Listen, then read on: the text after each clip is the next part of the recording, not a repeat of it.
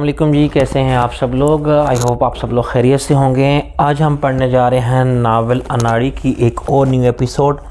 شروع کرتے ہیں ناول اناڑی، لیکن اس سے پہلے اگر آپ لوگ میرے چینل پر نئے ہیں تو میرے چینل کو کر لیجیے سبسکرائب اور بیل آئیکن کو دبانا ہرگز مت بھولیے گا تاکہ آپ کو ہر آنے والی آڈیو بر وقت مل سکے۔ شروع کرتے ہیں ناول اناڑی۔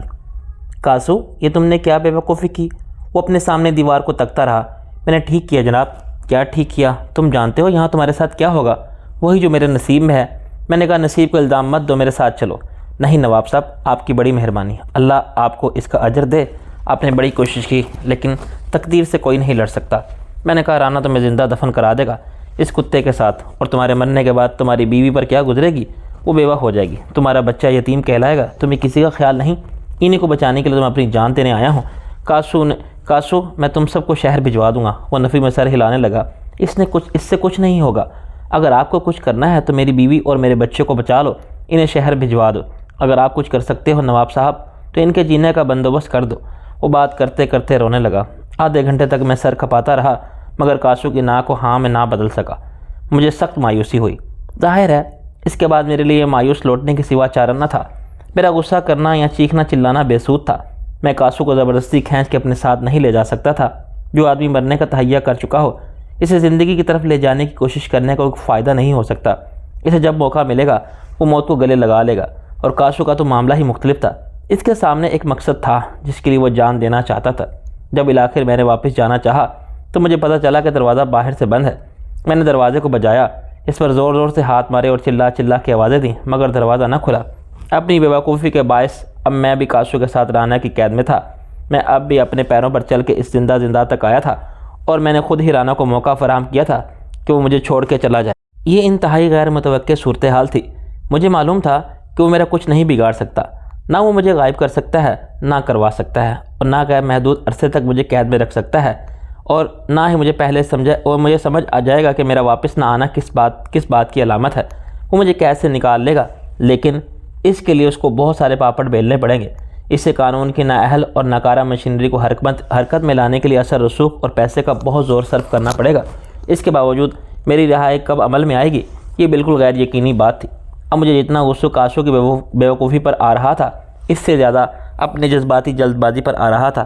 یہ اپنے آپ پر ضرورت سے زیادہ خود اعتمادی کا نتیجہ تھا کہ میں یہاں تنہا اور خالی آیا تھا اور چوہے دان میں داخل ہونے والے چوہے کی طرح گرفتار ہو گیا تھا۔ اب اس خالی کمرے میں مقید چمگادڑ کی طرح چکر کاٹنے کے سوا بھی کچھ نہیں کر سکتا تھا۔ رانا شاید واپس اپنی خوابگاہ میں پہنچ کر ایک بہت ہی بڑی کامیابی کے نشے میں چور پھر سو گیا ہوگا۔ اس نے اپنے غلاموں اور محافظوں کو بتا دیا ہوگا کہ انہیں کیا کرنا ہے اور کیا نہیں کرنا، کیا کہنا ہے اور کیا نہیں کہنا۔ رانا کو کسی بات کی جلدی یا بے اطمینانی نہیں ہوگی۔ سب کچھ اس کے کنٹرول میں ہے، فکر کی کوئی بات ہی نہیں۔ میں اپنی کوتاہ اندیشی اور کم عقلی پر ماتم کرتا رہا، بار بار گھڑی دیکھتا رہا جس کی سوئیاں اپنی مقررہ رفتار سے حرکت کر رہی تھی، مگر مجھے لگتا تھا کہ رک گئی ہیں۔ صبح کے 3:45 بجے سے میری قید شروع ہوئی تھی۔ اس وقت سے صبح ہونے تک میں نے کمرے کے اندر چلتے ہوئے کتنا فاصلہ طے کر لیا تھا اس کا اندازہ مجھے تب ہوا جب میں تھک کر چارپائی پر کاسو کے ساتھ بیٹھ گیا۔ آپ کو یہاں نہیں آنا چاہیے تھا نواب صاحب، وہ ڈرتے ڈرتے بولا۔ میں نے اسے غصے سے دیکھا۔ میرا دل چاہتا ہے کہ جواب میں اس کے ایک جھانپڑ رسید کروں۔ اس کی وجہ سے میں اس مشکل میں گرفتار ہوا تھا اور وہی مجھ سے کہہ رہا تھا کہ میں نے غلطی کی ہے۔ یہ میرے لیے بڑا اچھا سبق تھا۔ شاید مجھے بھی اسی طرح سے سوچنا چاہیے تھا جیسے رانا سوچتا ہے۔ روم میں وہی کرو جو رومن کرتے ہیں۔ انسانی مساوات، ہیومن رائٹس، عدل و انصاف، طبقاتی امتیاز، مجھے سب کچھ بھلا دینا چاہیے۔ مجھے حاکم کی سطح بلند ہو کے محکوم انسانوں کو یوں دیکھنا چاہیے جیسے وہ حشرات الارض ہیں۔ یہی یہاں کا چلن ہے۔ کاسو کی آواز پر میں چوکا۔ مجھے معاف کر دیں نواب صاحب۔ نواب صاحب، میں نے تلخی سے کہا، میں اور تم دونوں رانا کے قیدی ہیں۔ معاف تو میں اپنے آپ کو بھی نہیں کر سکتا۔ میرا ذہن اب اپنے زندان سے باہر بھٹک رہا تھا۔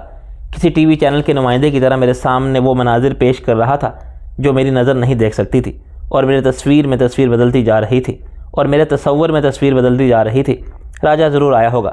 رانا نے اس سے کیا کہا ہوگا؟ یہی کہ نواب صاحب تو یہاں تشریف نہیں لائے کاسو کو چھڑانے کے لیے، لیکن کاسو تو انہی کے پاس تھا، انہی کی حویلی میں تھا۔ نہیں، کاسو بھی یہاں نہیں آیا۔ اس کے بعد راجہ کیا کرے گا؟ اپنا سارا اثر رسوخ استعمال کر کے رانا کے خلاف ایک رپورٹ لکھوائے گا۔ پولیس یہاں رسمی کارروائی کے لیے آئے گی اور لوٹ جائے گی۔ رانا صاف انکار کر دے گا۔ خانہ تلاشی کے وارنٹ ہوں گے تو وہ حویلی بھی دکھا دے گا۔ کہیں وہ جیپ ملے گی جس پر میں آیا تھا، اور نہ ہی میرا سراغ ملے گا۔ رانا جیپ کو بھی غائب کر سکتا ہے، مجھے بھی غائب کر سکتا ہے، ہر سراغ مٹا سکتا ہے۔ ثبوت اور شہادت کے بغیر رانا پر کوئی کبھی عدالت فرد جرم عائد نہیں کر سکتی۔ اس کا اثر رسوخ کم نہیں تھا۔ وہ صوبائی اسمبلی کا رکن تھا۔ استحقاق مجروح ہونے پر تحقیق الالتوا ہو سکتا ہے، الٹا راجہ پر حد تک عزت کا کیس بنا سکتا ہے۔ اس کے پاس پیسے کی کمی نہیں، وہ بڑے سے بڑا وکیل کر سکتا ہے۔ میرا دماغ مایوس اور حوصلہ شکن خیالات کی اماجگاہ بنا ہوا تھا۔ مجھے اس قید سے رہائی کی کوئی صورت نظر نہ آتی تھی۔ مجھے معلوم تھا کہ پاکستان میں آئے دن لوگ کیسے غائب ہو جاتے ہیں۔ کوئی حکومتی ادارہ کسی عدالت عالیہ کا حکم ان کی برآمدگی میں معاون نہیں ہوتا۔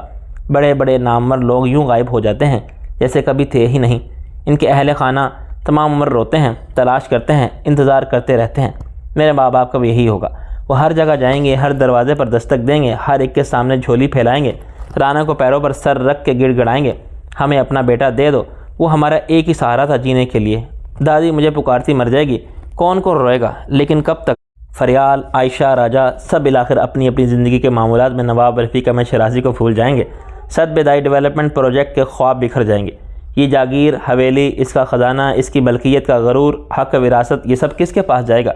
وقت گزرتا جا رہا تھا، میری مایوسی بڑھتی جا رہی تھی، اپنی بے بسی کا احساس شدید سے شدید تر ہوتا جا رہا تھا، لیکن میں کچھ نہیں کر سکتا تھا سوائے سوچنے کے، گھڑی دیکھنے کے اور اس تہہ خانے کی دیواروں میں کسی بدروح کی طرح بھٹکنے یا ان سے سر ٹکرا کے مرنے کے۔ یہاں قید میں ڈالنے والے تو جیسے مجھے بھول چکے تھے۔ یہ عذاب کی رات صرف ایک حصہ تھا۔ 60 منٹ جو مجھ پر عمر قید کی طرح گرا گزرے، وہ زندہ نہ کھلا۔ میری امید جواب دینے لگی، کیا میں یہاں اسی طرح بھوکا پیاسا مر جاؤں گا؟ پاگل ہو کے نہیں، ایسا کیسے ہو سکتا ہے؟ میرے خدا مجھے کسی گناہ کی ایسی سزا نہیں دے گا۔ اور اس لمحے وہ معجزہ ظہور میں آیا جس پر میرا اعتقاد نہ تھا، یا تھا تو بہت کمزور تھا، کیونکہ میں سمجھتا تھا کہ یہ معجزوں کی صدی نہیں ہے۔ باہر قدموں کی بھاری چاپ سنائی دی اور پھر کسی بندے نے دروازہ کھولا۔ 2 مسلح گارڈ اندر آئے، رانا ان کے پیچھے تھا۔ ایک لمحے کے لیے مجھے یوں لگا جیسے یہ نظر کا دھوکہ ہے یا فریب آرزو ہے، میری خواہش کا تجسم ہے جو پلک جھپکتے میں ٹوٹ جائے گا۔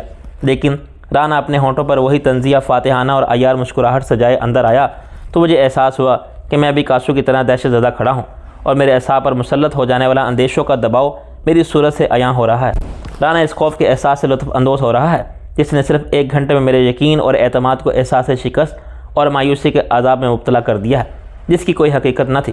بالکل اسی طرح جیسے وہم پرست اور کمزور شخص انسان رات میں قبرستان سے گزرتے تو اسے یوں لگے جیسے ہر قبر سے نکلنے والے مردے اس کا تعاقب کر رہے ہیں، اس کا راستہ روک رہے ہیں اور اسے دفن کرنا چاہتے ہیں، اور اچانک انسانوں سے آباد دنیا میں پہنچ کر اسے یقین کرنا پڑے کہ وہ سب ایک اپنے خوف کی کرشمہ سازی تھی۔ رانا آگے آگے مسکرانے لگا، کیا بات ہے نواب صاحب، آپ کی طبیعت تو ٹھیک ہے نا؟ میں چونکا تو مجھے مزید خفت ہوئی، اور اس طرح کہ میں نے رانا پر اپنی ایک کمزوری کے راز عیاں کر دیا۔ اس گیم میں رانا نے 1 پوائنٹ کی برتری حاصل کر لی تھی۔ اس نے جان لیا کہ بڑے ترم خواہ بننے والے نواب رفیق احمد شیرازی کا دم خم کیا ہے۔ مجھے اتنا وقت ہی نہ ملا کہ میں اپنی صورت کے تاثرات پر قابو پا لیتا۔ میں نے کہ یہ دروازہ باہر سے کیوں بند تھا؟ وہ مسکراتا رہا، لو جی، ہم نے آپ کو تخلیہ فراہم کیا تھا، سب کو تاکید کر دی تھی کہ ادھر کوئی نہ آئے، نواب صاحب اکیلے میں کاسو سے بات کرنا چاہتے ہیں۔ میں نے دل ہی دل میں خدا کا شکر ادا کیا کہ میرے اندیشے درست ثابت ہونے کی نوبت نہیں آئی۔ جو میں نے سوچا تھا وہ حقیقت کا روپ بھی دھار سکتا تھا اگر ایسا نہیں ہوا تھا، تو اس کی بھی کوئی وجہ ضرور تھی۔ کیا کاسو آپ کے ساتھ جانے پر راضی ہو گیا نواب صاحب؟ رانا نے کہا۔ میں نے خطرے کی حدود سے باہر نکلنے تک رانا کو سخت جواب دینے سے گریز کیا اور صرف نفی میں سر ہلایا۔ جو شخص ذہنی طور پر مر چکا ہو اور جسمانی طور پر غلام ہو، اسے کچھ بھی نہیں سمجھایا جا سکتا۔ رانا نے کہا، کیوں بھائی کاسو، تو کیوں نہیں چلا جاتا؟ نواب صاحب خود تجھے لے جانے کے لیے تشریف لائے تھے۔ جا ایش سے رہ حویلی میں، وہاں تیرے بیوی بچے بھی ہیں۔ کاسو کا جسم لرزنے لگا۔ میری غلطی کو معاف کر دے رانا صاحب۔ اپنی غلطی کی معافی مانگنے کے سوا اس کے منہ سے کوئی بات نہیں نکلتی تھی۔ میرے سامنے بھی وہ 10 بار ایسا کر چکا تھا۔ شاید وہ سمجھتا تھا کہ اسی کلمے کا ورد کرنے میں اس کی نجات ہے۔ تم اپنے بیوی بچوں کو یہاں لانا چاہتے ہو نا؟ کہ نہیں؟ کاسو نے اقرار میں سر ہلایا۔ وہ یہاں آنا چاہتے ہیں مائی باپ۔ رانا نے کہا، پھر آئے کیوں نہیں؟ آخر تم بھی تو آگے ہو واپس۔ ان کو نواب صاحب نے قید کر رکھا ہے، کاسو بولا۔ میں نے کہا، کیوں کہلوا رہے ہیں وہی بات بار بار رانا صاحب؟ اس کی زبان اور کچھ کہنے کے قابل ہی نہیں رہی۔ میرا خیال ہے مجھے چلنا چاہیے۔ ایک بار پھر ہم زینہ چڑھ کے اوپر والے دروازے سے گزرنے لگے تو میری ذہنی کیفیت بدل چکی تھی۔ میں اپنی ناکامی سے مایوس اور بددل تھا۔ مجھ پر اس احساس کا غلبہ تھا کہ جذبات کی رو میں بہہ کے میں نے خود کو مشکل میں ڈال دیا تھا، اور کسی دست غیب کی امداد شامل نہ ہوتی تو زنداں کا دروازہ کبھی نہ کھلتا۔ دیوان خانے میں پہنچ کے میں نے راجہ کو دیکھا تو مجھے اپنی رہائی کی وجہ سمجھ میں آ گئی۔ وہ اپنے سیٹلائٹ فون پر کسی کو صورت حالات کی رپورٹ دے رہا تھا۔ نہیں سر، میرا خیال ہے ابھی اس معاملے میں کچھ کرنے کی ضرورت نہیں، وہ بھی میرے دوست اور کرم فرما ہیں آپ کی طرح۔ مجھے دیکھتے ہی اس نے فون بند کر دیا۔ میں نے کہا تو کب آیا؟ مجھے 1 گھنٹہ ہو گیا ہے۔ تو اتنی دیر سے کیا بحث کر رہا تھا کاسو سے؟ وہ نہیں آیا تیرے ساتھ؟ میں نے کہا اپنا وقت ضائع کیا میں نے۔ اس کے دماغ میں یہ بات بیٹھ گئی ہے کہ رانا صاحب کے کتے کے ساتھ دفن ہونا اس کے نصیب میں لکھا ہے۔ رانا معنی خیز لہجے میں بولا، نصیب کے لکھوں کو بھلا کون مٹا سکتا ہے؟ مگر ایسا لگتا ہے کہ آپ اس کو نہیں مانتے۔ چند منٹ بعد ہم باہر تھے۔ صبح کا ضب کے اولین آثار افق پر عیاں ہو چکے تھے۔ نہ جانے کس مسجد سے لاؤڈ سپیکر کے بغیر ہی مؤذن کی صدا سنائی دے رہی تھی۔ جیپ میں فاروق کے ساتھ ایک گارڈ آگے بیٹھا ہوا تھا، دوسرا پیچھے موجود تھا۔ جیپ واپس روانہ ہوئی تو مجھ پر ناکامی کا احساس غالب تھا، کیونکہ کاسو میرے ساتھ نہیں آیا تھا۔ میں خود کو اس خیال سے مطمئن نہیں کر سکتا تھا کہ جو کاسو کے ساتھ ہوا یا اب ہوگا وہ اس کا نوشتہ تقدیر تھا۔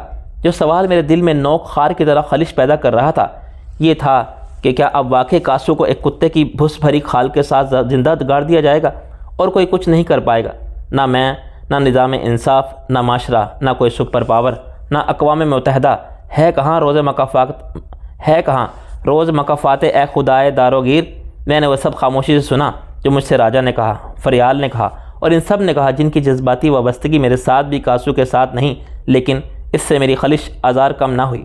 راجہ کو میرے جانے کے بعد ہی احساس ہو گیا تھا کہ میری حد سے بڑھی ہوئی خود اعتمادی کا نتیجہ اس کے برعکس نکل سکتا ہے اور اس جذباتی غلطی سے ناقابل تلافی نقصان بھی ہو سکتا ہے۔ وہ کاسو کی بیوی کو حویلی میں چھوڑتے ہی فاروق کے ساتھ 2 مسلح گارڈ لے کر روانہ ہو گیا تھا اور آدھے گھنٹے بعد رانا کی حویلی پہنچ گیا تھا۔ رانا نے مجھے تو کاسو کے ساتھ تہہ خانے میں قید کر دیا تھا، لیکن اسے میری جیپ غائب کرنے کا موقع نہیں ملا تھا، ورنہ وہ انکار کر دے کر نواب رفیق احمد شیرازی تو یہاں تشریف ہی نہیں لائے۔ راجہ نے اپنے خدشات کے پیش نظر کچھ لوگوں سے قانونی اور غیر قانونی کارروائی کے امکانات پر بات بھی کر لی تھی، لیکن اس کی ضرورت نہیں پڑی۔ رانا کو کچھ وقت مل جاتا تو شاید راجہ کے سارے انتظامات بھی بے سود رہتے۔ میری تو ساری رات ہی جاگتے گزری تھی، چنانچہ میں نے زیادہ بات نہیں کی اور سونے چلا گیا۔ دماغی اور جسمانی تکان سے میری حالت غیر ہو رہی تھی۔ شناس کے مشورے پر میں نے ایک سکون آور گولی نگل لی۔ اس کے باوجود میں آنکھیں بند کرتے ہی سونے کی کوشش میں ناکام تھا۔ فریال بھی رات بھر جاگی تھی۔ میں نے اس سے کہا کہ ابھی اسے نیند نہیں آ رہی۔ وہ میرے پاس بیٹھی رہی۔ میں چاہتا تھا کہ اس سے باتیں کروں، لیکن اس نے مجھے روک دیا۔ وہ میرا ہاتھ اپنے ہاتھ میں لیے بیٹھی رہی اور میں اسے دیکھتا رہا۔ 4 گھنٹے بعد میں جاگا تو فریال اسی طرح میرا ہاتھ تھامے بیٹھی تھی اور اپنی جگہ سے ہلی تک نہ تھی کہ کہیں اس سے میری نیند میں خلل نہ پڑے۔ شاید سکون آور گولی سے زیادہ اس کی قربت تھی جس نے مجھے راحت دی تھی۔ اسے ذرا بھی پرواہ نہ تھی کہ عشق میں دیوانگی کے مظاہرے پر وہ لوگ کیا سمجھتے ہیں اور کیا کہتے ہیں جو اس کے آس پاس موجود ہیں۔ وہ اپنی محبت پر اعتماد رکھتی تھی، غرور کرتی تھی۔ وہ پیار کیا تو ڈرنا کیا کہ جیتی جاگتی تفسیر تھی۔ سب کے دیر سے جاگنے کا نتیجہ ناشتے میں تاخیر کی صورت میں برآمد ہوا۔ اس کے بعد اس سب پر ایک عمومی بیزاری اور بے دلی کا غلبہ رہا۔ حویلی کے اندر مرمت اور صفائی پر مامور کارکن اپنے وقت پر آئے تھے، لیکن اندر اندھیرا تھا، چنانچہ وہ واپس لوٹ گئے۔ بجلی کی بحالی فوری مسئلہ تھی۔ فی الحال مین لائن سے کنیکشن لینے کی کوئی صورت نہ تھی، چنانچہ فاروق کو جیپ میں شہر روانہ کر دیا گیا اور ایک خراب شدہ جنریٹر کے لیے صرف پلگ درکار تھا، مگر وہ گردنما کے کسی قصبے سے نہیں مل سکتا تھا اور اس کے ذمہ یہ ڈیوٹی لگائی گئی کہ وہ کم سے کم 5 کلو واٹ کا ایک جنریٹر اور خرید لائے، ورنہ ممکن ہو تو 10 کلو واٹ کا ڈیزل جنریٹر دیکھے۔ یہ عارضی ضرورت پوری کرنے کا انتظام۔ اس سے حویلی کے اندر باہر صرف روشنی کی جا سکتی تھی۔ ڈیزل کی مسلسل سپلائی اپنی جگہ ایک مسئلہ تھی، کیونکہ 5 کلو واٹ کے جنریٹروں کو چلانے کے لیے بھی کم سے کم 2 لیٹر فی گھنٹہ کے حساب سے روزانہ 50 لیٹر ڈیزل درکار تھا۔ یہاں سے قریب ترین پیٹرول پمپ بھی 1 گھنٹے کی مسافت پر تھا۔ مین لائن سے بجلی کی فراہمی کا سلسلہ جوڑ توڑ کے بغیر بحال نہیں ہو سکتا تھا۔ یہ ذمہ داری راجہ نے قبول کی اور وہ فاروق کے ساتھ چلا گیا۔ اس کا خیال تھا کہ واپڈا کے حکام سے ملا کے اور کچھ دے دلا کے وہ عارضی کنیکشن کی اجازت حاصل کر لے گا، پھر حویلی تک باقاعدہ کنیکشن کی کارروائی بھی شروع کی جا سکتی ہے۔ میری واپسی مزید 1 دن کے لیے مؤخر ہو گئی تھی۔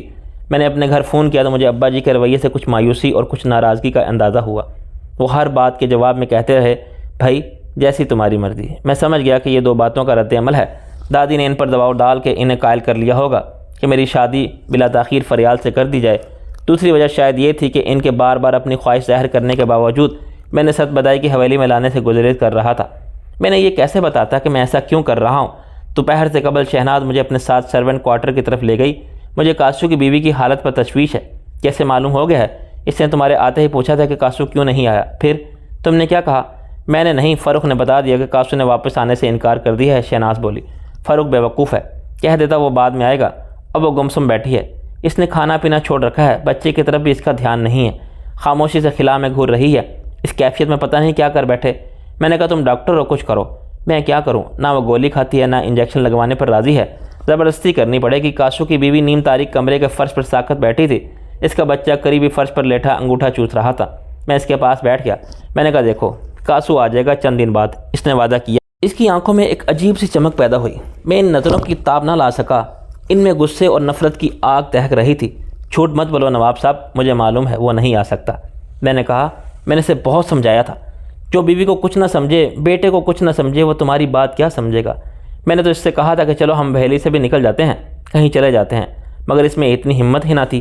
وہ بھاگ گیا اپنی قبر میں دفن ہونے کے لیے، کاسو کتے کے ساتھ۔ میں نے اسے تسلی دینے کی کوشش کی، دیکھو یہ قربانی بھی تو اس نے تمہارے لیے ہی دی ہے، اپنی جان دینا آسان نہیں ہوتا۔ نہیں جی، یہ تو بہت ہی آسان ہے، آدمی منہ چھپانے کے لیے دنیا ہی چھوڑ دے، یہ تو میں بھی کر سکتی ہوں۔ آج مر جاؤں اگر اس بچے کا خیال نہ ہو، اس سے خیال ہوتا ہے کہ بعد میں بیوی بچوں پر کیا گزرے گی، تو ہمیں چھوڑ کے جاتا، وہ لڑتا ہمارے لیے، مقابلہ کرتا، ہر مشکل کا پھر مارا جاتا، تو میں سمجھتی اس نے ہمارے لیے جان کی بازی لگائی ہے۔ اب وہ ہچکیوں سے رو رہی تھی، صدمے سے طاری ہونے والے سکتے کی کیفیت ختم ہو گئی تھی۔ مجھے دیکھ کے وہ بند ٹوٹ گیا تھا جو اس نے اشکوں کے سیلاب پر باندھ رکھا تھا۔ مجھے اس بے بس عورت کی حالت پر بہت ترس آیا، جو ایک بچے کے لیے زندہ رہنے اور سخت حالات جھیلنے پر مجبور تھی، مگر اکیلی رہ گئی تھی۔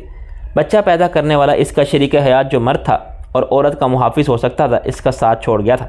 کاسو کے المیہ نے ہم سب کو ایک عجیب سی فرسٹریشن میں مبتلا کر دیا تھا۔ زندگی ایسے ہی حادثات سے عبارت ہے، اور دنیا میں کروڑوں انسان ہر روز کاسو کی طرح جیتے مرتے ہیں، مگر وہ جن سے براہ راست تعلق بن جائے، ان کے عذاب کا بوجھ اپنے احساس کے کندھوں پر زیادہ محسوس ہوتا ہے۔ مجھے بھی یوں لگتا تھا کہ جیسے کاسو کو میرے جرم کی سزا ملی، صرف اس لیے کہ پھانسی کا پھندا اس کی کمزور گردن میں فٹ ہوتا تھا۔ ترانہ کے اس کتے کو میں نے شوٹ کیا تھا، جس کی قدر و قیمت کاسو کی زندگی سے بڑھ کر تھی، مگر رانا مجھے سزائے موت نہیں دے سکتا تھا۔ میں نے کاسو کی بیوی کو یقین دلایا کہ حویلی میں سے مکمل تحفظ فراہم کیا جائے گا اور ہر سہولت حاصل رہے گی۔ اس کے بچے کی پرورش کی ساری ذمہ داری اب میری ہے۔ ان سب باتوں سے اس عورت کے آنسو کیسے تھم سکتے تھے جسے شوہر بیوی کا تحفہ دے کر چھوڑ گیا تھا؟ میں اٹھنے ہی والا تھا کہ فاطمہ نے جھک کر میرے کان میں سرگوشی کی، نواب صاحب آپ سے ملنے کوئی آیا ہے، باہر کھڑا ہے۔ میں نے گارڈ سے پوچھا تو اس نے بھی لا علمی کا اظہار کیا۔ سر وہ نام نہیں بتاتا، کہتا ہے صرف نواب صاحب سے ہی بات کروں گا۔ میرا خیال تھا میں نے اسے اندر بلا لوں۔ وہ عام دیہاتی تھا جس نے خود کو سوتی کھیس میں اس طرح لپیٹ رکھا تھا کہ آنکھوں کے سوا اس کا سارا چہرہ چھپ گیا تھا۔ فریال نے سخت ناراضگی کا اظہار کیا، یوں ہر شخص اندر آ سکتا ہے تو پھر دروازہ بند رکھنے کی کیا ضرورت ہے؟ گارڈ کو بھی ہٹا لو، مجھے وہ کوئی غریب ضرورت مند لگتا ہے، اور اگر اس نے چادر کے اندر سے دستی بم نکال لیا پھر؟ میں نے سر کھجا کے کہا یعنی وہ خود کچھ حملہ آور بھی ہو سکتا ہے؟ یہ تو میں نے سوچا ہی نہیں تھا، خیر میں محتاط رہوں گا۔ فریال نے کہا نہیں، گارڈ سے کہو پہلے اس کی تلاشی لے، بلکہ میں خود کہہ دیتی ہوں کہ آئندہ کسی اجنبی کو تلاشی کے بغیر اندر نہ آنے دے۔ یار اللہ پر بھروسہ رکھو، کمال کرتے ہو تم بھی، معلوم نہیں کون تھا جس نے اندر آ کے جنریٹر خراب کر دیا تھا۔ اللہ پر بھروسہ رکھنے کا یہ مطلب کیسے ہوا کہ آنکھیں بند کر کے چلو، سڑک کے بیچ میں وہ بھی؟ گاڑی تھوڑی دیر بعد مدہوش چہرے کے ساتھ نمودار ہوا۔ سر وہ کہتا ہے کہ نواب صاحب کو بولو شامی ملنا چاہتا ہے۔ میں نے کہا کون شامی؟ گارڈ نے ہونٹوں پر زبان پھیری۔ جناب علی اس علاقے کا خطرناک ڈاکو تھا۔ کیا مطلب؟ اب تائب ہو گیا ہے؟ میرا مطلب ہے یہ دھندا چھوڑ چکا ہے، یہاں ہجرت کر گیا ہے، امریکہ کینیڈا۔ اس کے بارے میں مشہور ہوا تھا کہ مارا گیا ہے، پھر پتہ نہیں کہاں سے آ گیا۔ آپ مل لیں اس سے۔ میں نے تلاشی لی ہے، بات کی تو گالیاں دینے لگا مجھے۔ ویسے آپ کی مرضی ہے۔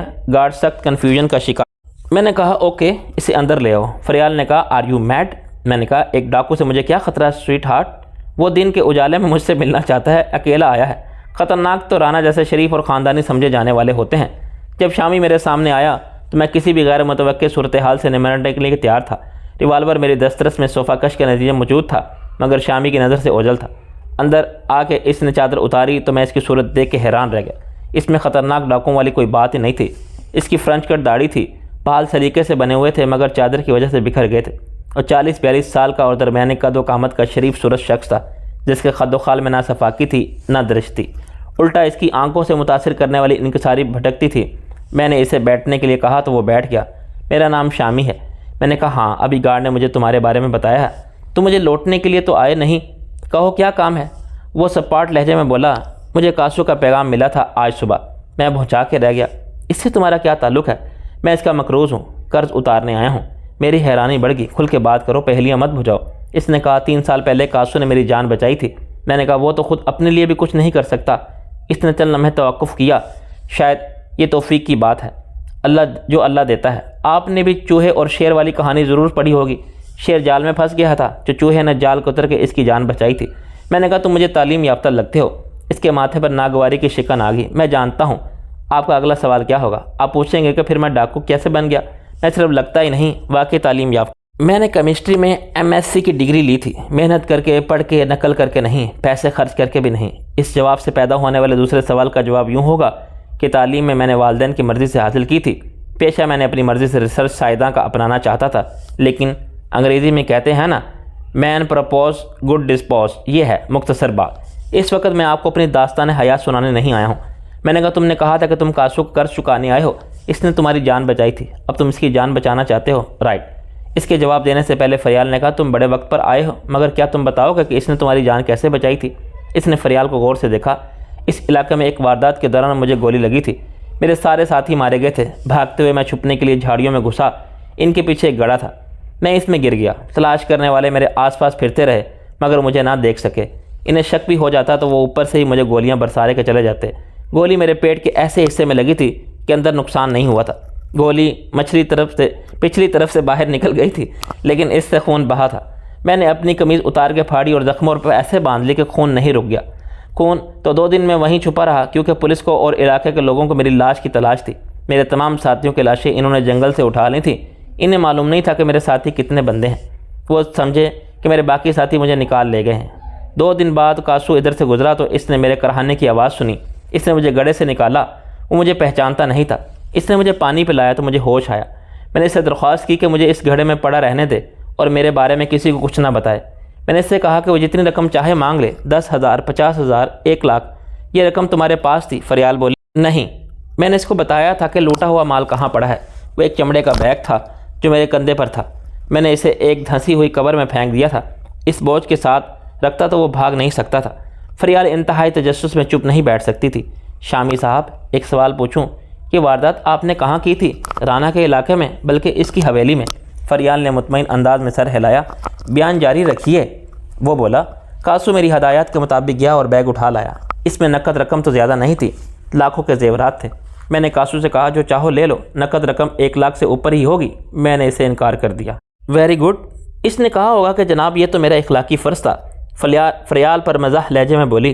نہیں، اس نے کہا کہ میں اس کا کیا کروں گا، یہ سب بیکار ہے میرے لیے۔ فریال کا منہ حیرت سے کھل گیا، پھر وہ افسوس سے سر ہلانے لگی۔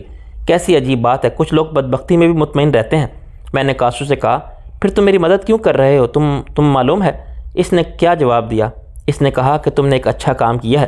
رانا کو لوٹنا اس کے نزدیک بڑی نیکی تھی۔ دراصل وہ رانا سے اپنی نفرت کا اظہار بھی کر رہا تھا اور اس کے ساتھ ہی اپنی بے بسی کا اعتراف بھی۔ جیسے آدمی سمجھتا ہے کہ اس کا سب سے بڑا دشمن شیطان ہے، مگر وہ اس کا کچھ بگاڑ نہیں سکتا۔ میں نے رانا کو نقصان پہنچایا تھا، وہ اس پر خوش تھا۔ اگر میں رانا کو قتل کر دیتا تو میرا احسان مند ہوتا۔ اس نے میری مدد کی۔ میں اس گھڑے میں 3 دن چھپا رہا۔ اس نے مجھے کھانا پینا فراہم کیا۔ ضرورت کی ہر چیز جو وہ لا سکتا تھا چھپ چھپ کے لاتا رہا۔ پھر میں اس قابل ہو گیا کہ خود کہیں جا سکوں۔ معلوم نہیں کہاں سے وہ ایک گھوڑا لے آیا۔ چلتے وقت میں نے پھر اس سے کہا کہ یہ سارا بیگ رکھ لو، مگر وہ ڈرتا تھا۔ کہنے لگا کہ یہ سب میرے لیے بیکار ہے۔ میں نے کہا کہ اچھا تم میرے ساتھ چلو۔ یہ بھی اس نے نہیں مانا۔ کہنے لگا کہ بس اتنی مہربانی کرنا کہ کسی کو میرے بارے میں کچھ مت بتانا کہ میں نے تمہاری مدد کی ہے۔ میں نے کہا کہ اچھا، زندگی میں کبھی میری مدد کی ضرورت پڑے تو مجھے ضرور بتانا۔ کیا کبھی اس نے تم سے رابطہ کیا؟ فریال بولی۔ نہیں، دراصل اس کے بعد میں نے یہ علاقہ ہی چھوڑ دیا تھا۔ میرا گروہ ختم ہو گیا تھا، میں اکیلا کیا کرتا۔ میں سندھ کی طرف چلا گیا تھا۔ وہاں میں چانڈیو گروپ میں شامل رہا، پھر اپنا گروہ بنا لیا۔ لیکن ابھی 2 ہفتے پہلے وہاں ایک بڑی کارروائی ہوئی ہے۔ پولیس اور رینجر نے کچے کے علاقے کا محاصرہ کیا۔ دراصل اسی علاقے کے دوسرے گروہ نے ایک وڈیرے کے بیٹے کو اغوا کر لیا تھا اور تاوان کے مقابلے میں پولیس نے معاملہ خراب کر دیا تھا۔ میں فرار نہ ہوتا تو پکڑا جاتا۔ میں 2 ہفتے پہلے ہی یہاں آ گیا تھا۔ یہاں لوگ مجھے بھول چکے تھے۔ میں نے کچھ پرانے یاروں سے رابطہ کیا، پھر مجھے کاسو کا خیال آیا۔ سوچا اس کی خبر ہی لے لوں۔ معلوم کیا تو کسی نے بتایا کہ وہ یہاں ہے۔ میں نے کہا کل تک وہ یہاں تھا، اس کی بیوی بچے تو یہیں ہیں، مگر وہ چلا گیا مرنے کے لیے۔ بیوی بچوں کو چھوڑ کر فریال ترقی سے بولی۔ شامی نے کہا کیا وہ مصیبت میں ہے؟ میں نے کہا اس کی زندگی خطرے میں ہے۔ میں نے اسے مختصراً تمام حالات بتائے۔ فریال نے اتنی دیر میں چائے کا بندوبست کر لیا۔ شامی کچھ پرسکون ہو گیا۔ اس نے ساری بات اطمینان سے سنی۔ اگر تم کچھ کر سکتے ہو تو دیر مت کرو۔ میں نے کہا۔ اس نے اقرار میں سر ہلا دیا، مگر وہ سوچ میں ڈوبا ہوا تھا۔ پھر اس نے کہا نواب صاحب، کیا میں فون استعمال کر سکتا ہوں؟ میں نے کہا ہم یہاں سیٹلائٹ فون استعمال کرتے ہیں، آپ کس سے بات کریں گے؟ بس جی ابھی کچھ پرانے بندے ہیں جن پر بھروسہ کیا جا سکتا ہے۔ شامی نے جتنے دشمن بنائے ہیں اس سے زیادہ دوست بنائے ہیں۔ ایک بات اور بھی کہہ سکتا ہوں میں، بات تعداد کی نہیں ہوتی، ایک مخلص اور سیانہ دوست ساتھ دینے والا ہو تو 100 دشمن کچھ نہیں کر سکتے۔ میں نے کہا اور اس کے برعکس ہو پھر 100 بیوقوف دوست ہوں اور ایک سیانہ دشمن، پھر بندہ کچھ نہیں کر سکتا۔ میں نے اسے فون لا کر دیا تو اس نے پہلا فون کسی پولیس تھانے دار کو کیا۔ رسمی سلام دعا کے بعد اس نے کہا سر جی ایک چھوٹا سا کام تھا آپ سے، اس وقت آپ کے علاقے میں ہیں تو اور کس سے کہہ سکتے ہیں؟ حکم نہیں جناب علی، گزارش ہے۔ وہ ادھر ایک بڑا پاٹے خاں ہے، سرکاری سیاسی بھی ہے، رانا رجب علی جتال۔ اوے جی ہمارا تو ایسا ہی نام بدنام ہوا ہے۔ وہ ہنسنے لگا اور پھر بولا اس کے ڈیرے پر ایک کمی ہے، کاسو نام ہے اس کا، اسے ایک پیغام پہنچانا ہے۔ ہاں جی کام مشکل ہے اس لیے تو آپ کو بولا ہے، اس سے کہنا ہے کہ فکر نہ کرے، بس اتنا کافی ہے۔ ہاں جی پکی بات ہے نا جی، بس ٹھیک ہے۔ وہ میری اور فریال کی طرف دیکھ کر مسکرایا اور دوسرا فون ملانے لگا۔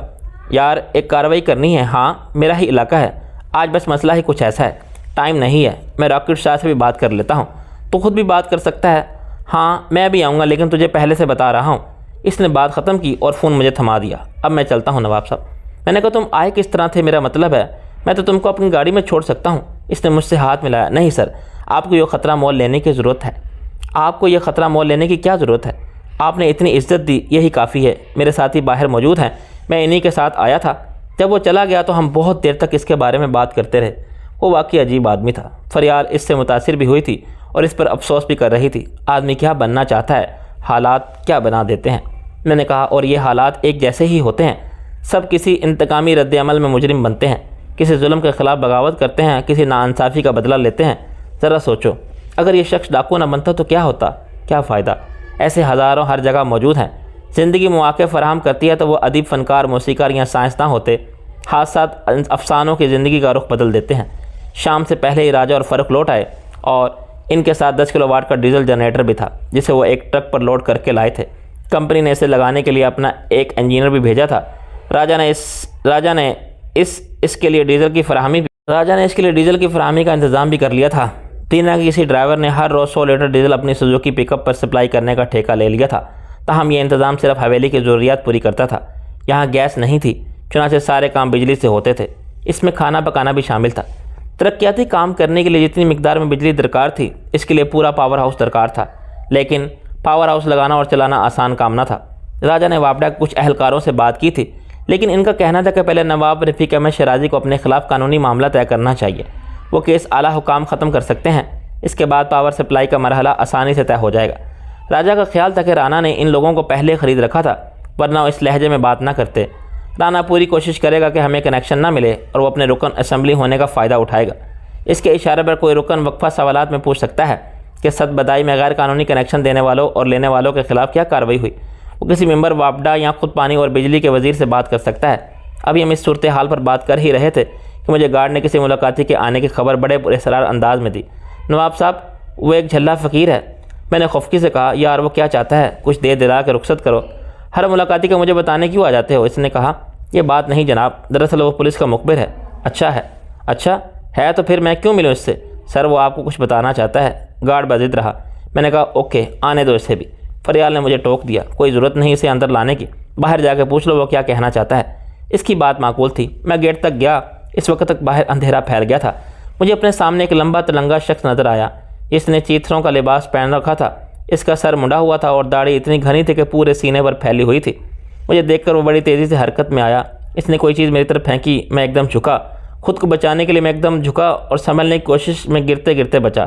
اس مجذوب یا دیوانے نے ہاتھ میں کچھ بھی نہیں تھا۔ اس نے کہکا لگایا، ہا ہا ہا ہا، ڈر گیا، سرما ہوا، ہوا سے ڈر گیا، نواب ایک فقیر سے ڈر گیا۔ میں نے برہمی سے کہا بند کرو اپنا یہ ڈرامہ اور دفع ہو جاؤ۔ اس نے کڑک کے جواب دیا، اونچا مت بول فقیر سے۔ میں نے کہا سنتری دیکھو، اسے کچھ دے دلا کر رخصت کرو۔ اس نے ہاتھ اٹھایا، رک جا، کیا تو بھول گیا؟ بول۔ میں رک گیا اور سوالیہ نظر سے اس کی طرف دیکھا۔ تو بھول گیا، ایک فقیر پہلے بھی آیا تھا اس دروازے پر۔ میرے ذہن کو ایک جھٹکا سے لگا، یاد کر جب وہ گیا تھا تو کتنے گئے تھے؟ وہ جلالی لہجے میں بولا، یہ میرے خاندان کی گزشتہ صدی کا ایک تاریخی حوالہ تھا۔ میرے پردادا کے دادا قدیر احمد کی حویلی کے پائیں باغ میں ان کی اجازت کے بغیر ایک فقیر نے ڈیرا اڈال لیا تھا۔ انہوں نے اپنے 7 جوان بیٹوں کو حکم دیا تھا کہ اسے اٹھا کر باہر پھینک دیا جائے، مگر اس سے پہلے کہ وہ کڑیل بدن والے جوان اس فقیر کے خستہ تن کو ہاتھ لگاتے، اس نے کہا ہم تو ایسے ہی چلے جائیں گے مگر تیرے بھی سب جائیں گے۔ پھر وہ زمین پر لیٹا اور مر گیا۔ زندگی اور موت پر خدا کا اختیار برحق ہے، لیکن ایک عجیب اتفاق یہ ہوا تھا، اس فقیر کی بد دعا کے نتیجے میں قدیر احمد کے 6 جوان بیٹے یکے بعد دیگر مختلف حادثات کا شکار ہو کے مر گئے۔ جب ایک عقیل احمد باقی بچا تو باپ نے عالم دیوانگی میں اسے موت سے محفوظ رکھنے کے لیے لندن بھیج دیا۔ موت سے کس کو دستکاری ہے؟ عقیل احمد کا جہاز سمندر میں گرا اور اطلاع یہی ملی کہ مسافر کوئی نہیں بچا۔ قدیر احمد نے وحشت اور جنون میں پہلے 3 بیویوں کو گولی مار کے کنویں میں ڈالا، پھر خود کو گولی مار کے اسی کنویں میں ڈوب گئے تھے۔ وہ خونی کنواں آج بھی حویلی کے باہر موجود ہے۔ وہیں اس فقیر کا مزار تھا اور سہرانے کی طرف قدیر احمد کے 6 بیٹوں کی قبریں تھیں۔ سمندر میں گرنے والے جہاز کے واحد بچ جانے والے مسافر میرے دادا عقیل احمد تھے۔ اس معجزے سے قدرت نے یہ ثبوت فراہم کر دیا تھا کہ قادر مطلق صرف خدا کی ذات ہے۔ عقیل احمد 35 سال لندن میں خود سے بے خبر، ذہنی اور جسمانی طور پر مفلوج پڑے رہے تھے۔ پھر دوسرا معجزہ رونما ہوا۔ وہ ہوش میں آ گئے اور مرنے سے پہلے انہوں نے میرا پتہ چلا کے صد بدائی کی ساری جائیداد اور جاگیر میرے حوالے کر دی۔ اب وہ لندن کی خاک میں آسودہ تھے۔ اس فقیر کی بات نے میرے غرور پر ضرب کاری لگائی تھی۔ فقیر کی بد دعا سے منسوب روایت پرانے لوگوں سے نسل در نسل منتقل ہو کے اس فقیر تک پہنچی ہوگی۔ اس سے بھی یہ معلوم ہو گیا تھا کہ میں اس قدیر احمد کا پڑپوتا ہوں۔ اس نے مجھے یاد دلایا کہ لہجے کی رعونت اور انداز تکبر نے اس حویلی اور جاگیر کے ایک پرانے مالک کو کیسے عبرت آموز انجام سے دوچار کیا تھا۔ میں کمزور عقیدے کا یا تو ہم پرست آدمی نہیں ہوں۔ میرا ایمان ہے کہ خدا ہم گناہ گاروں کی دعا سے کسی کو زندگی ایک اضافی سانس کی مہلت عطا کرتا ہے، اور نہ ہم جیسے خطاروں کی بد دعا سے کسی کو قبل از وقت مارتا ہے۔ اب زندگی کے اتفاقات سے کوئی نتیجہ اخذ کرتا ہے تو یہ اس کی مرضی۔ میرے نزدیک میری خاندانی تاریخ کا ایک المیہ بھی کاتب تقدیر کا فیصلہ رہا ہوگا۔ اس کے باوجود میری طرف انگلی اٹھا کے اس خراب حال فقیر نے آواز بلند مجھے ٹوکا تو میں ڈر گیا، لیکن صرف ایک لمحے کے لیے۔ پھر میں نے دھاڑ کے کہا، پاگل کے بچے، بند کرو اپنی بکواس اور چلے جاؤ یہاں سے، ورنہ… فقیر زور زور سے ہنسنے لگا۔ ورنہ کیا ہوگا نواب؟ تو پھر توپ دم کرا دے گا۔ میرے گارڈ نے آہستہ سے کہا، جناب علی میری بات سنیں 1 منٹ کے لیے۔ وہ مجھے کچھ دور لے گیا۔ میں نے کہا، تم اسے جانتے ہو؟ اس نے اقرار میں سر ہلایا۔ یہ بڑا اللہ لوگ ہے جی۔ میں نے کہا، یہ اور کچھ نہیں، پاگل ہے جو کھلا پھر رہا ہے۔ گارڈ خوف زدہ ہو گیا۔ سر ایسا مت کہیں، گناہ ہوتا ہے۔ میں نے کہا، شٹ اپ، گناہ کرتے ہیں تم جیسے بے عقل اور جاہل، جو یہ سمجھتے ہیں کہ نعوذ باللہ صد بدائی میں بھٹکنے والے یہ مقبوط الحواس شخص خدا کا مشیر خصوصی ہے۔ خدا اس سے پوچھ کے فیصلے کرتا ہے کہ بندوں کے ساتھ دنیا میں کیا کرنا ہے، کسے عزت دینی ہے، کسے ذلت۔ یہ چاہے تو زندگی ملتی ہے، یہ کہے تو موت آتی ہے۔ گارڈ میرے غصے سے ڈر گیا۔ غلطی ہو گئی جناب۔ میں نے کہا، تم اسے اللہ لوگ بھی سمجھتے ہو اور پولیس کا مخبر بھی بتاتے ہو، ایسے دھوکے بازوں کے لیے میرا وقت کیوں ضائع کرتے ہو؟ فقیر نے شاید یہ بات سن لی۔ اس کا لہجہ بدل گیا۔ اللہ تیری حکمرانی قائم رکھے سخی داتا، کیا فقیر تیرے در سے صرف گالیاں کھا کے جائے گا؟ میں نے کہا، گارڈ غالباً یہ بھوکا ہے، اسے کھانا کھلا دو۔ پھر میں نے اسے 100 کا ایک نوٹ بھی پکڑا دیا، یہ دے دینا اسے۔ گارڈ نے کہا، جی جناب علی، اور دیکھو تم اس بات کا خیال رکھو کہ ہر ایرے غیرے سے نہیں مل سکتا۔ اس نے سپاٹ لہجے میں پھر کہا، جی جناب علی۔ صاف نظر آتا تھا کہ فقیر کے ساتھ میرے رویے کو اس نے پسند نہیں کیا تھا۔ وہ ان پڑھ دیہاتی آدمی تھا۔ اس کی پرورش اسی معاشرے میں ہوئی تھی جو بیک وقت غربت اور جہالت کے چنگل میں گرفتار تھا۔ کراچی، لاہور یا اسلام آباد میں بڑی دھوم دھام سے وارد ہونے والی 21ویں صدی یہاں سے سینکڑوں سال دور تھی۔ میں نے دوستانہ انداز میں گارڈ کے کندھے پر ہاتھ رکھا۔ تم عجیب سیکیورٹی گارڈ ہو، کبھی کسی ڈاکو سے ڈر جاتے ہو، کبھی فقیر سے۔ بندے کو صرف خدا سے ڈرنا چاہیے۔ کئی مرتبہ اس کے منہ سے جی جناب علی سننے کے بعد میں اندر آیا تو فریال ایک ہاتھ کمر پر رکھے دروازے میں کھڑی تھی۔ یہ کس پرعتاب شاہی نازل ہو رہا تھا؟ کیا ڈرامہ چل رہا تھا؟ میں نے اسے بتایا، ایک سے بڑھ کر ایک کریکٹر ہے یہاں۔ اور پھر وہ ہنسنے لگی۔ جیسی روح ویسے فرشتے، سب تمہاری رعایا ہیں اور تم ان کے حاکم ہو۔ مگر قبلہ نواب صاحب، کنیز کچھ عرض کرنا چاہتی ہے۔ میں نے مغل اعظم کی آواز لہجہ بنا کے کہا، ہم نے تمہیں جان کی امان دی کنیز، کہو کیا کہنا چاہتی ہو؟ ذل الہی، آپ کو بدخواہوں اور حاسدوں سے ہوشیار رہنا چاہیے۔ ہماری جان آپ پر قربان۔ اگر اس ناہجار کی مٹھی خالی نہ ہوتی کنیز، ہم کچھ سمجھے نہیں۔ وہ چلا کے بولی، یار کیا ہو گیا ہے تمہاری عقل کو؟ شکر کرو اس نے کچھ پھینکا نہیں۔ کیا وہ پھینک نہیں سکتا تھا؟ دستی بم، تیزاب یا پسی ہوئی سرخ مرچ؟ تم تو بالکل اناڑی ہو۔ میں نے ہاتھ پیچھے باندھ کر ٹہلتے ہوئے کہا، ہوں تمہاری دانائی اور دور اندیشی کو ماں بدولت نے پسند فرمایا انارکلی۔ خطاب تو ہم سلیم کی گرل فرینڈ کو عطا فرما چکے ہیں۔ انار سے تربوز بڑا ہوتا ہے، ہم تمہیں تربوز کلی کا لقب دیتے ہیں۔ میرے کچھ کہنے سے پہلے گارڈ پھر نمودار ہوا۔ نواب صاحب، جب وہ چلا گیا تو میں نے دیکھا یہ پڑا تھا وہاں۔ اس نے میری طرف کاغذ کا ایک پردہ بڑھایا۔ اس پر پنسل سے ٹیڑھے میڑھے حروف میں ایک جملہ لکھا ہوا تھا، کاسو کو آج وہیں دفن کر دیا جائے گا مغرب کے بعد۔ فریال نے میری صورت کے تاثرات دیکھتے ہوئے کاغذ مجھ سے لے لیا جو شاید کوڑے کچرے میں سے اٹھا لیا گیا تھا۔ تم کیوں کھڑے ہو؟ جاؤ، فریال نے گارڈ سے کہا۔ وہ فوراً پلٹ گیا۔ وہ واقعی پولیس کا مخبر تھا۔ شامی نے پولیس سے رابطہ کیا تھا کہ کاسو کی خیر خبر چاہیے۔ انہوں نے اس فقیر کے ذریعے اطلاع دے دی۔ میں نے سوچتے ہوئے کہا کہ یہ پوزیشن ہے، تم سمجھتے ہو یہ اطلاع مستند ہے؟ اسے غیر مستند قرار دے کر میں کچھ نہ کروں یہ بھی نہیں ہو سکتا۔ یار تم کیوں کرو گے؟ پولیس جانتی ہے تو اسے کچھ کرنا چاہیے۔ میں نے کہا یہی تو المیہ ہے اس ملک کا سویٹ ہارٹ۔